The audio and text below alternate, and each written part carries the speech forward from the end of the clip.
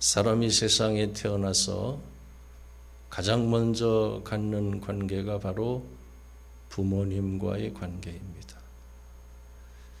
이 부모와의 관계가 바로 되지 않으면 다른 모든 관계가 바로 되지 못합니다. 오늘날 수많은 범죄자들의 가정적 배경을 보면 한결같이 부모와의 관계에 문제가 있습니다. 부모를 존경하고 즐겨 순종하는 바른 관계를 맺지 못하면 다른 사람과의 관계도 제대로 맺을 수가 없는 것입니다. 인간의 모든 관계는 부모와의 관계에서 시작되는 것입니다. 하나님께서 모세를 통해 주신 율법에 보면, 십계명에 보면 제1계명부터 4계명까지 하나님께 대한 것으로 대신 계명이고, 제5계명부터 제10계명까지 사람에 대한 것으로 대인 계명인데, 첫 번째 대인 계명이 무엇입니까? 제5계명, 내 부모를 공경하라 입니다. 부모 공경은 모든 대인 계명을 지키는 데 있어서 가장 중요한 근원이 되기 때문인 것이에요. 오늘 본문을 보면 너를 낳은 아비에게 청정하고 내 늙은 어미를 경히 여기지 말라고 말씀합니다. 우리 함께 22절을 다 같이 함께 읽겠습니다. 시작. 너를 낳은 아비에게 청정하고 내 늙은 어미를 경히 여기지 말지니라. 여기 보면 부모는 너를 낳은, 즉 생명의 근원이기 때문에 부모님을 존경하고 부모님께 순종해야 된다는 말씀입니다. 또한 특별히 내 늙은 어미를 경히 여기지 말라고 했습니다. 여기서 경히는 히브리어로 부주인데 멸시하다, 모욕하다라는 뜻이 있습니다. 당시 고대 근동 지방에서 가장인 아버지의 권위는 높고 여자의 인권은 하찮게 여겨졌기 때문에 늙은 어머니를 멸시하는 일들이 많았던 것이요. 그러나 어머니는 결코 경히 여김을 받아야 할 분이 아닌 것입니다. 종교개혁자 마틴 루터는 부모를 하나님의 대리자라고 말하며 이렇게 말했습니다. 하나님이 우리에게 살아계신 부모를 주셔서 존경하고 따르게 하셨으니 얼마나 기쁜 일인가. 우리가 부모를 존경하고 따르는 것을 하나님과 모든 천사들은 더없이 기뻐하고 모든 악마들은 혼비백산한다 라고 했습니다. 사랑하는 성도 여러분, 육신의 부모를 왜 하나님의 대리자라고 했을까요? 그것은 부모를 통해 하나님의 사랑을 알기 때문입니다. 성경에 보면 다윗의 인생 가운데 가장 가슴 아픈 사건이 있었습니다. 아들 압살롬이 쿠데타를 일으켜서 아버지를 죽이고 왕이 되려고 했습니다. 압살롬은 천륜을 저버린 못된 아들이었습니다. 그러나 다윗은 그 아들을 끝까지 사랑으로 대합니다. 그는 부하들에게 나를 위하여 젊은 압살롬을 너그러이 대우하라고 명령합니다. 아들은 아버지를 죽이고 왕권을 찬탈하려 했지만 아버지는 여전히 그 아들의 안위를 걱정하며 끝까지 사랑합니다. 그것이 바로 부모의 사랑이요, 우리 하나님 아버지의 마음인 것입니다. 그렇습니다. 부모는 하나님의 사랑을 알게 하는 대리자입니다. 부모님은 자녀를 믿어주고 끝까지 지지해 줍니다. 부모님만큼 자녀를 사랑하고 자녀가 잘 되기를 바라는 사람이 있을까요? 자녀를 낳아서 젖을 먹이고 언제나 따뜻한 손길로 돌보아 주신 어머니, 자녀를 위해 세상에서 온갖 어려운 일들을 감당하며 품에 안아주셨던 아버지, 자녀가 아무리 큰 잘못을 해도 괜찮다며 값없이 용서해 주는 분이 누구입니까? 자녀의 연약함을 알고 눈물을 흘리며 기도해 주시는 분이 누구입니까? 우린 부모님을 통해서 하나님의 사랑을 알게 되는 것입니다. 이 세상에 하나님 아버지의 마음과 하나님의 사랑을 알 수 있도록 보내심을 받은 분들이 바로 우리의 부모님인 것입니다. 그러므로 하나님께서는 성령의 감동하심으로 모든 자녀들에게 명령하고 있습니다.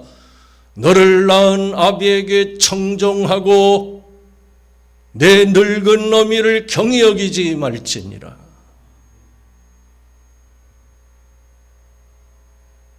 그런데 부모를 공경하지 않는 자녀들이 있습니다. 아예 부모와의 연을 끊고 살아가는 자녀들이 있는데 그 이유가 무엇인 줄 아십니까? 어린 시절 부모에게 상처를 받았거나 부모의 허물을 보았기 때문입니다. 자녀들이 부모에게 받은 상처나 부모의 허물을 용서하지 못해서 아예 부모와의 관계를 끊고 살아가는 자녀들이 많은 것을 보고 놀랄 때가 있었습니다.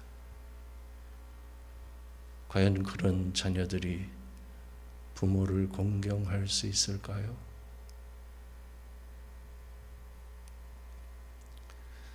사실 마틴 루터도 아버지와의 관계가 좋지 않았습니다. 루터의 아버지 한스 루터는 교육열이 대단했습니다. 그는 루터가 5살 때 라틴어 학교에 입학을 시켰고 학창시절 내내 매질을 했습니다. 루터는 아버지의 소원대로 독일 최고의 에르푸르트 대학 법학과에 입학하게 되었습니다. 그런데 루터가 2달 만에 학교를 그만두고 수도사가 되겠다고 하자 아버지는 즉시 의절을 선언했습니다. 루터는 어린 시절부터 아버지에 대한 상처가 많았음에도 불구하고 이렇게 목회 서신서를 작성하여 각 가정으로 보냈습니다. 사랑하는 여러분, 여러분들에게 허락하신 부모님을 사랑하고 공경하십시오. 부모님이 모두 훌륭하고 완전해서가 아닙니다. 부모님은 이 세상에 보내진 하나님의 대리자들이기 때문입니다. 그렇습니다. 부모님도 연약한 사람입니다. 부모님도 허물이 많은 인간입니다. 우리가 그런 부모님의 연약함이나 허물을 보면 부모님을 공경하는 것이 어려워집니다. 그러나 그럼에도 불구하고 우린 네 부모를 공경하라고 말씀하신 계명대로 순종할 수 있어야 하는 것입니다. 할렐루야. 창세기에 보면 노아가 포도주를 마시고 옷을 벗은 채 잠이 드는 추한 모습을 보였습니다. 그 광경을 목격한 함이 형제들에게 가서 아버지를 조롱합니다. 그러자 두 아들 셈과 야벳은 아버지의 옷을 가져다가 뒷걸음쳐 들어가서 하체를 가려 주었습니다. 결국 아버지의 허물을 들춰내며 조롱했던 함은 저주를 받았고, 아버지의 허물을 보지 않고 가려주었던 셈과 야벳은 축복을 받았습니다. 사랑하는 성도 여러분, 지혜로운 자녀는 부모의 허물을 들춰내지 않는 것입니다. 오히려 자신이 알고 있는 부모의 허물을 가려주는 것입니다. 과연 오늘 여러분은 함과 같은 자녀입니까? 셈과 야벳 같은 자녀입니까? 루터의 말처럼 우리가 부모님을 사랑하고 공경하는 이유는 부모님이 모두 훌륭하고 완전해서가 아닙니다. 부모님은 이 세상에 보내어진 하나님의 대리자들이기 때문에 우리는 마땅히 부모님을 공경해야 하는 것입니다.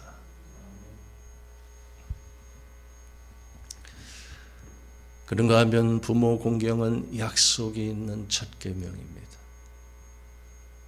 에베소 6장 2절에 보면 네 아버지와 어머니를 공경하라.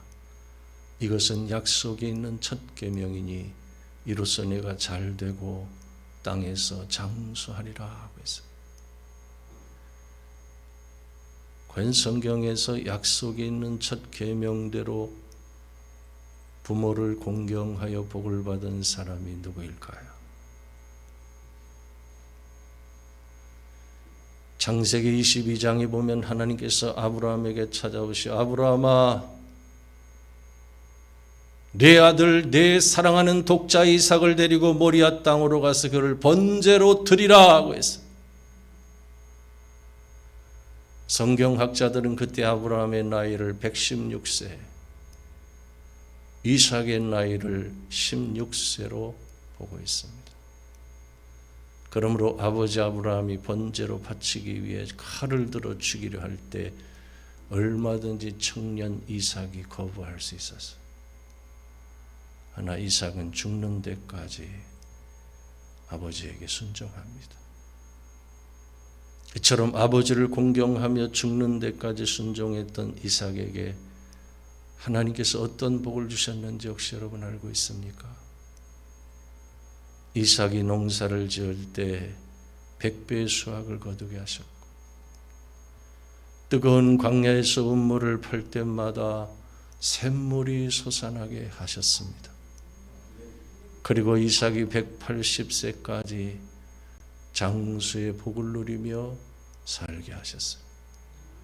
이처럼 이삭은 부모 공경의 약속이 있는 첫 계명대로 땅에서 잘되고 장수하는 복을 받았던 사람이었습니다. 오늘 설교를 듣는 여러분 모두가 부모 공경의 약속이 있는 첫 계명대로 순종하여 땅에서 잘되고 장수하는 복을 받는 성도들이 되실 수 있기를 주님의 이름으로 축원합니다. 두 번째, 진리를 사도에 팔지는 말라고 말씀합니다. 우리 함께 본문 23절을 한 목소리로 읽겠습니다. 다 같이 시작. 진리를 사도에 팔지는 말며 지혜와 훈계와 명철도 그리할지니라. 여기 보면 진리와 지혜, 훈계와 명철은 아무리 많은 값을 치루어서라도 사도에 팔지는 말라 하고 해서, 다시 말해 소중한 교훈을 잃어버리지 말고 꼭 간직하라는 말씀입니다. 과연 우리 부모님들이 자녀를 보고 가장 기뻐하며 뿌듯해하실 때가 언제일까요? 물론 용돈을 많이 드리고 함께 기뻐하며 즐거워하는 시간을 갖고 필요한 선물을 사드리는 것도 기뻐하십니다. 그러나 그런 육신적이고 물질적인 것들보다는 사랑하는 자녀가 진리의 말씀을 붙잡고 하나님께서 주신 소중한 교훈대로 살아가는 것을 볼 때 부모님은 가장 크게 기뻐하며 뿌듯해하는 것입니다. 저는 그동안 전도사, 목사, 시찰장, 노회장으로 여러 사람들을 만나면서 부모님들이 한숨을 쉬며 하소연하는 말들을 종종 들을 때가 있었습니다. 목사님, 우리 애들은 믿음이 없어요. 맨날 겉돌기만 해요. 세상적인 것만 좋아해요. 모래 위에 집을 지은 것처럼 믿음이 한순간에 무너져요.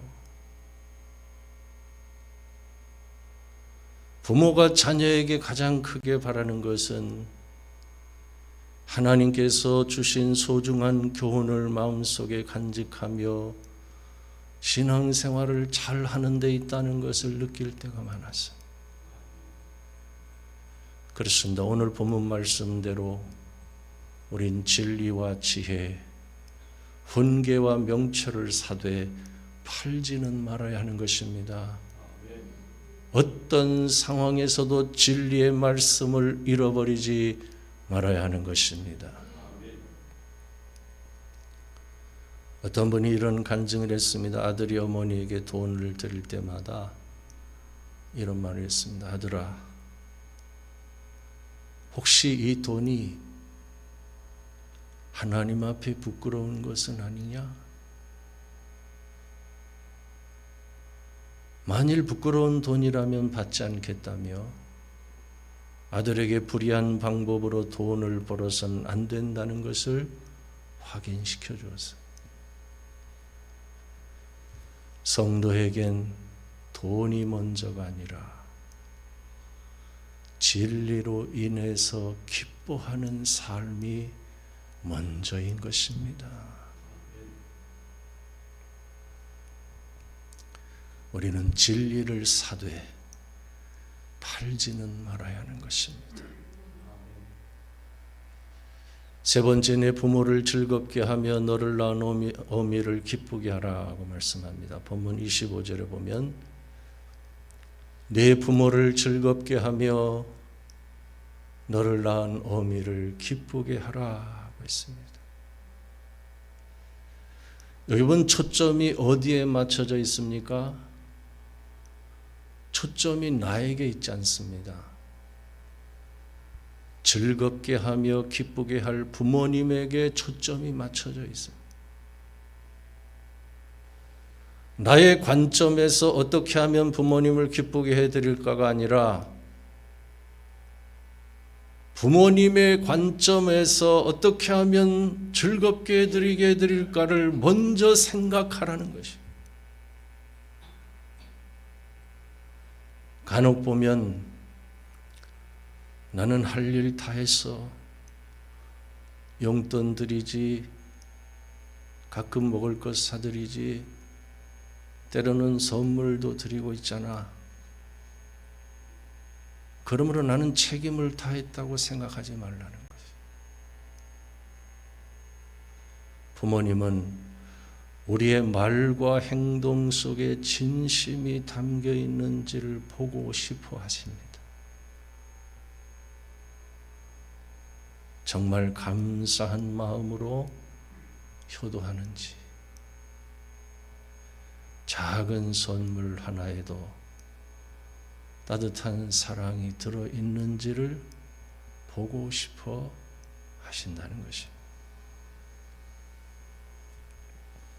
그렇다면 구체적으로 어떻게 부모님을 즐겁고 기쁘게 해드릴 수 있을까요?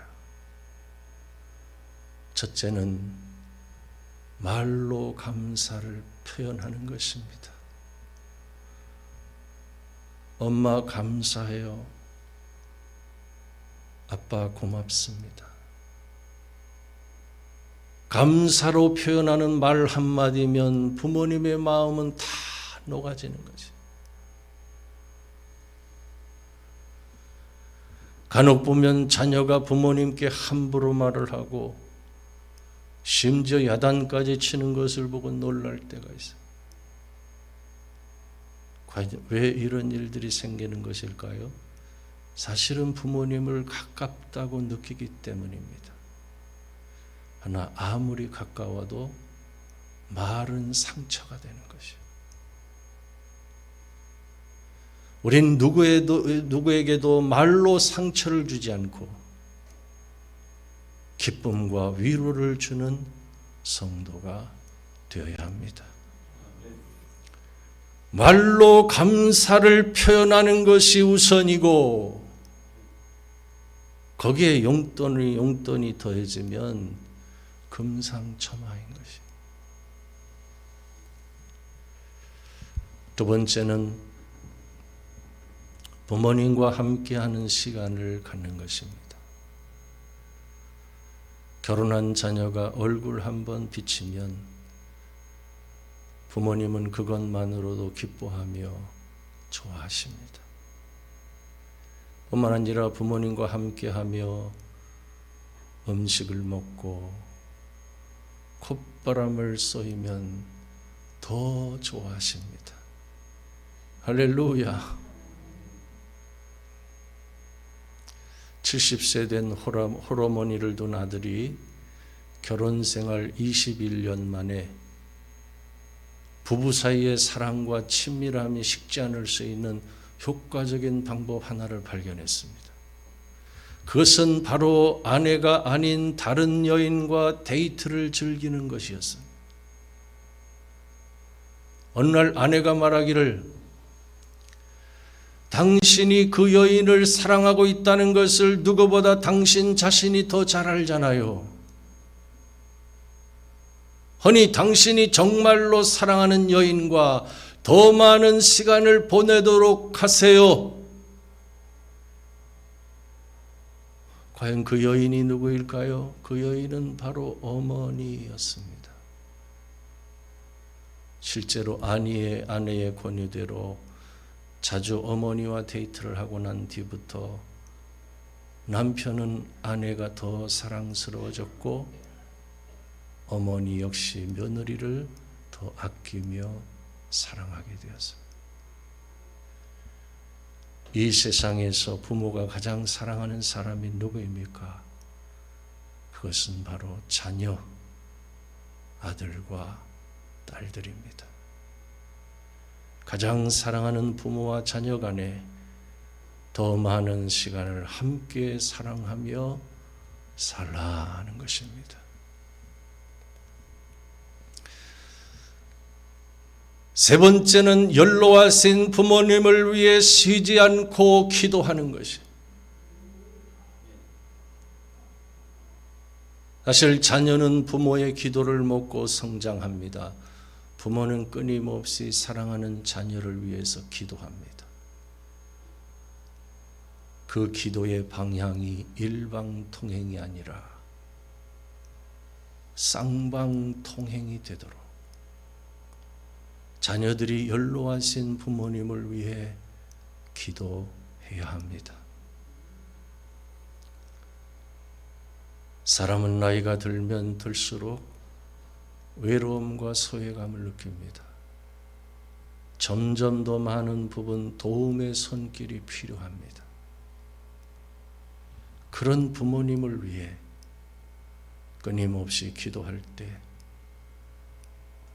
부모와 자녀가 성령 안에서 하나가 될 수 있는 것입니다.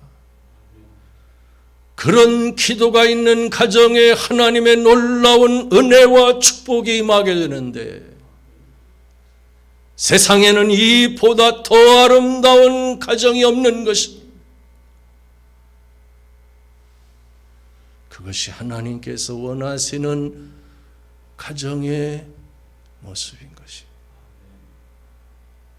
오늘 설교를 듣는 여러분 모두가 부모님을 위해 또한 자녀를 위해 끊임없이 기도하는 은혜가 임할 수 있게 되시기를 주님의 이름으로 축원합니다. 기도하겠습니다.